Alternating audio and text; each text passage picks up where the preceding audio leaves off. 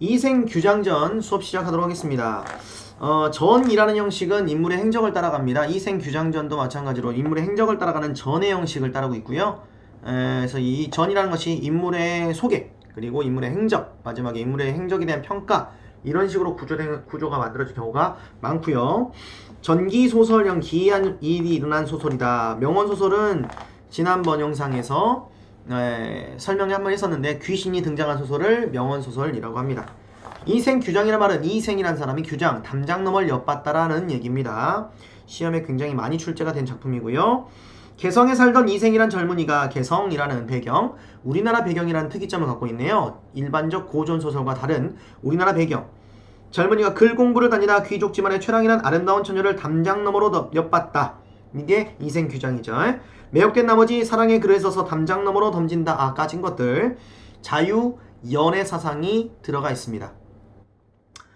그 뒤 그들은 사랑하는 사이가 되었지만 이 사실을 알게 된 이생의 아버지는 아들을 꾸중하고 먼 시골로 보내버렸습니다. 첫 번째 이별입니다. 이생규장전에 가장 중요한 것이 세 번의 만남과 세 번의 이별입니다. 이 구조, 틀이 굉장히 중요한데, 한번 만났고 벌써 한번 이별했죠. 최랑은 이별의 슬픔을 이기지 못해 큰 병을 앓게 된다. 딸의 아픔 원인을 알게 된 최랑의 부모는 이생의 부모에게 간청하여 혼인을 허락하게 된다. 두 번째 만남이죠. 부부가 된 두 사람은 사랑은 더욱 깊어갔고 이생은 과거에 급제하여 높은 벼슬에 오른다. 입신양명하는 모습이죠. 제자 가인형 인물임을 알 수 있어요.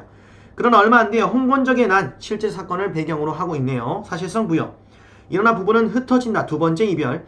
이생은 나연히 피난하였으나 부인은 도적의 칼에 맞아 죽고 만다. 이생은 황폐한 들에 숨어서 목숨을 보존하다가 도적의 무리가 떠났다는 소식을 듣고 부모님이 살던 옛집을 찾아갔다. 그러나 집은 이미 병화에 타버리고 없었다. 다시 아내의 집에 가보니 행랑채는 쓸쓸하고 집안의 쥐들이 우글거리고 새들만 지저길 뿐이었다. 그는 슬픔을 이기지 못해 작은 누각에 올라가서 눈물을 거두고 길게 한숨을 쉬며 날이 저물도록 앉아서 지난날의 즐겁던 일을 생각해보니 완연히 한바탕 꿈만 같았다. 이런 걸 우리가 일장춘몽이라고 하죠. 밤중이 거의 되자 희미한 달빛이 들보를 비추는데 낭하에서 발자국 소리가 들어왔다. 아하, 귀신이 등장할 거니까 좀 약간 비현실적이고 약간 환상적 분위기를 만들어주고 있죠. 그 소리는 먼 데서 차차 가까이 다가왔다. 살펴보니 사랑하는 아내가 거기 있었다. 이생은 그녀가 이미 이승이 없는 사람임을 알고 있었으나 너무나 사랑하는 마음에 반가움에 앞서 의심도 하지 않고 말이다. 무슨 말입니까? 이미 귀신임을 알고 있다는 겁니다. 그런데 그걸 인정하기 싫은 거죠. 부인은 어디로 피난하여 목숨을 보존하였소. 여인은 이생의 손을 잡고 한바탕 통곡하더니 곧 사정을 얘기했다. 이윽고 이야기가 가산, 집안의 재산에 미치자 여인은 말했다. 조금도 잃지 않고 어떤 산골짜기에 묻어두었습니다. 이생이 또 묻기를 우리 두 집 부모님의 골은 어디 있소? 하는 수 없이 어떤 곳에 그냥 버려두었습니다. 서로 쌓였던 이야기가 끝나고 잠자리를 같이 하니 지극한 즐거움은 옛날과 같았다. 얼레리 꼴레리. 여인은 대답했다. 중간에 중략된 이야기의 중요한 주제가 하나 있습니다. 부모님의 유골을 찾아서 묻어드립니다. 제사를 지내요. 이거는 이제 효서상이란 주제, 부수적 주제가 들어가 있는 거고요. 그렇게 둘이 행복한 나날을 보내다가 아주 많은 시일이 흘러서 그 다음 이야기인 거예요. 하느님께서 저와 난군의 연분이 끊어지지 않았고 또 전생에 아무런 죄악도 없었으므로 이 몸을 한신시켜 잠시 난근을 베어 시름을 풀게 했던 것입니다. 그래서 여자가 돌아올 수 있다는 거죠.